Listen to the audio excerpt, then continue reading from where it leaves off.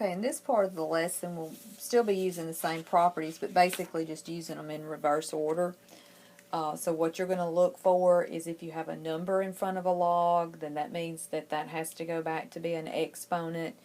If you have your terms separated with subtraction, you're going to put those back together by making a fraction. And then if you have terms that are separated with addition, then you're going to put those together by multiplying those arguments. So the first thing that I noticed here is the 4. So the 4 has to go back to be an exponent. So I would have log of x to the 4th minus log y. Okay, then because these two logs are separated with subtraction, that tells me to take each of the arguments and do the division. So whatever's listed first will be your numerator, whatever's listed second will be your denominator. So your answer will be log of x to the 4th divided by y. Now, one mistake that I see students make, especially when they go to make the fraction, is they still want to continue to write the word log in the numerator and in the denominator both, but you don't. You just write it one time in front of your fraction. Okay, the next example.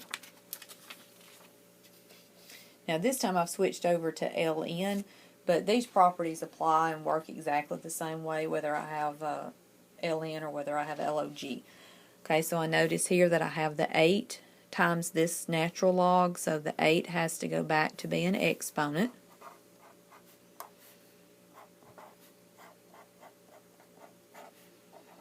Okay, and now these two, just like the previous example, is separated with subtraction, so that tells me that I need to make the fraction do division. So again, put ln in front of your fraction. So x will be your numerator, and x plus 1 to the 8th will be your denominator. Now, one thing I see students do is when they have addition and subtraction in the argument, they try to do something with it. But the way the rule works is when the addition or the subtraction is between the two log terms. So just having addition here doesn't apply to any of those properties. Okay, next.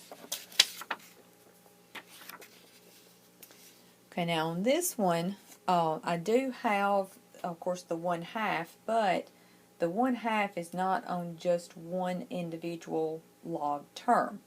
Like what I had on the two previous examples. What you actually need to deal with first here is what you have inside the parentheses. So inside my parentheses, these two logs are separated with addition. So that tells me to take each one of these arguments and do multiplication. So I would have 1/2 times log base 3 of x, y. Okay, now take the 1/2 and bring it back as an exponent, but it would have to be the exponent of the whole thing. So that means you would need to put the xy in parentheses in order for both of those to be raised to the 1/2 power. Now, since it's a 1/2 power, you can then take that back to radical form. Of course, 1/2 means that you're going to be dealing with just a square root. So your final result there for your argument would end up being square root of xy. Okay, next one.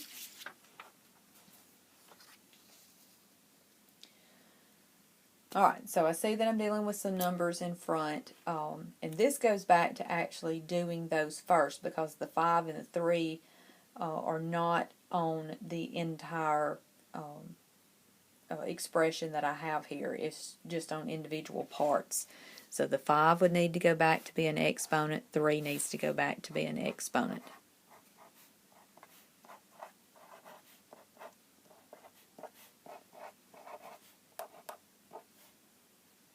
Okay, now when you've got addition and subtraction both, you need to deal with the addition. So these two, since they're separated with addition, that tells me to take and multiply those arguments. So I need to do the x times y to the 5th. And then finally, these two terms, since they're separated with subtraction, as we've seen, you make a fraction. You do your division. So you would have log of xy to the fifth as your numerator and z to the third as your denominator. So there's your final answer on that one.